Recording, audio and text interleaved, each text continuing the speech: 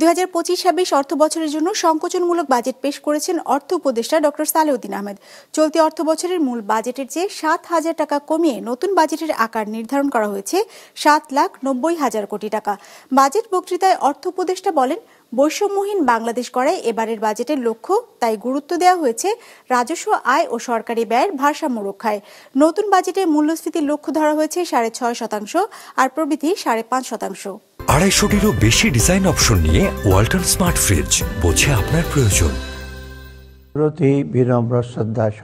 অন্তর্বর্তী সরকার দায়িত্ব নেয়ার পর প্রথম বাজেট, নেই সংসদ অধিবেশন, তাই বাজেট ঘোষণার জন্য টেলিভিশন মাধ্যমকে বেছে নেন অর্থ উপদেষ্টা ডক্টর সালেউদ্দিন আহমেদ। সচিবালয়ে নিজ কার্যালয় থেকে ঘোষণা করেন ২০২৫-২৬ অর্থ বছরের বাজেট, যার আকার নির্ধারণ করা হয়েছে ৭,৯০,০০০ কোটি টাকা।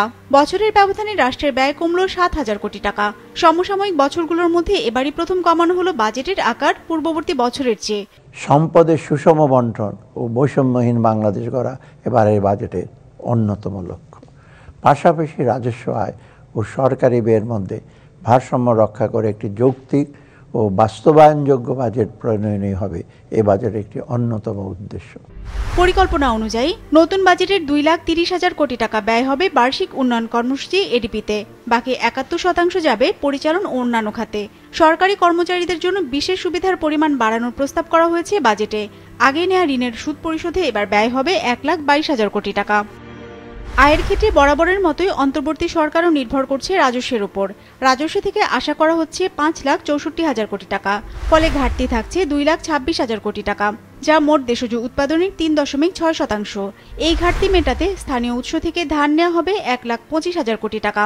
ঋণের ৪৩% অর্থ নেওয়া হবে বিদেশি উৎস থেকে। ৪,৭০০ কোটি টাকার মতো প্রত্যাশা করা হচ্ছে অনুদান হিসেবে। নতুন বাজেটে প্রাধান্য দেওয়া হয়েছে মূল্যস্ফীতি নিয়ন্ত্রণকে। প্রায় ১.৫ ঘন্টার বাজেট বক্তৃতায় মূল্যস্ফীতির নিয়ন্ত্রণে সরকারের নেয়া পদক্ষেপের কথা তুলে ধরেন অর্থ উপদেষ্টা। জানান, সরকারের লক্ষ্য ২০২৫-২৬ অর্থ বছরে মূল্যস্ফীতির হার সহনীয় পর্যায়ে নামিয়ে আনা। আশার কথা হলো, এবারে রমজান মাসে নিত্য প্রয়োজনের পণ্যের বাজার স্মরণকালের মধ্যে সবচেয়ে স্থিতিশীল ছিল।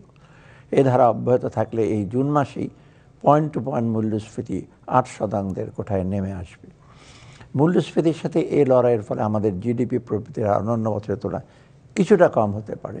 জুলাই আন্দোলনে শহীদ পরিবার ও আহতদের জন্য ৪০৫,২০,০০,০০০ টাকা বরাদ্দ রাখা হয়েছে আসছে অর্থ বছরের বাজেটে। আগামী অর্থ বছরে হিরজুন মীরা, বিজনেস রিপোর্ট, মাছরাঙা টেলিভিশন।